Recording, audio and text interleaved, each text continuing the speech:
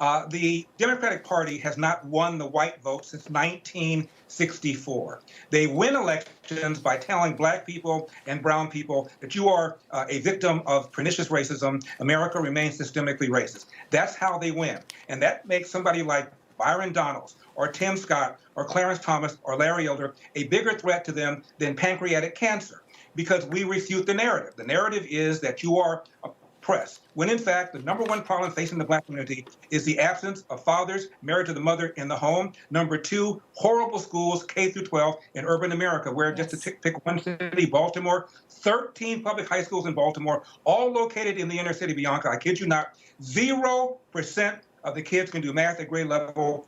All these schools run by Democrats, yet they oppose school choice.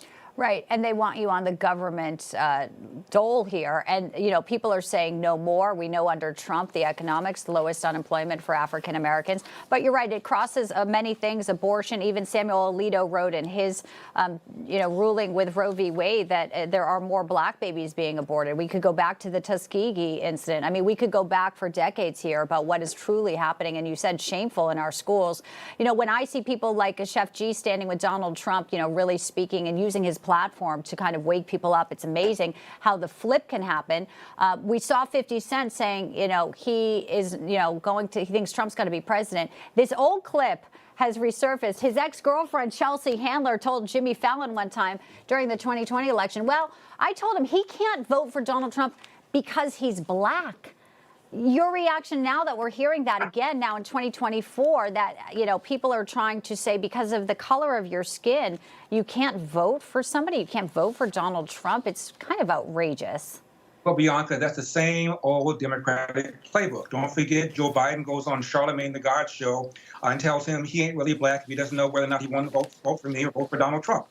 Joe Biden gave a speech, a lot of blacks in the audience, and he's talking about Mitt Romney and Republicans. He said they want to unchain Wall Street, want to put y'all back in chains. So it's the same old playbook.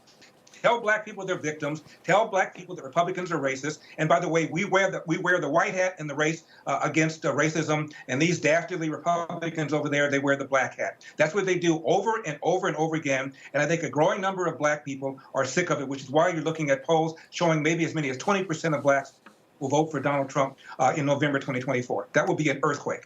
It would be. And we have 5 months, so there's not a lot of time here if they think they can scare people into voting for them or, like you said, manipulate and gaslight for much longer.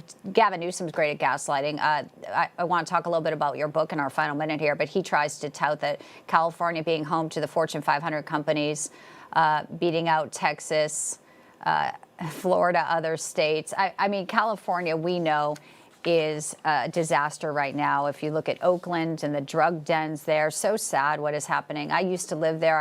I know that for the high taxes people pay, they don't want to see the migrant crime. They don't want to see exactly what's happening today. And your book kind of talks about that, how the economy in California is so critical as well, as goes California. A great read. Well, in my book, As Goes California, I talk about the state being where common sense goes to die. We have the highest unemployment in the nation. We have the slowest job growth in the nation. What do? Just passed a bill to jack up the minimum wage 25% effective April the 1st. And since then, 10,000 jobs have been lost in the fast food industry. Well done, California lawmakers. Well done.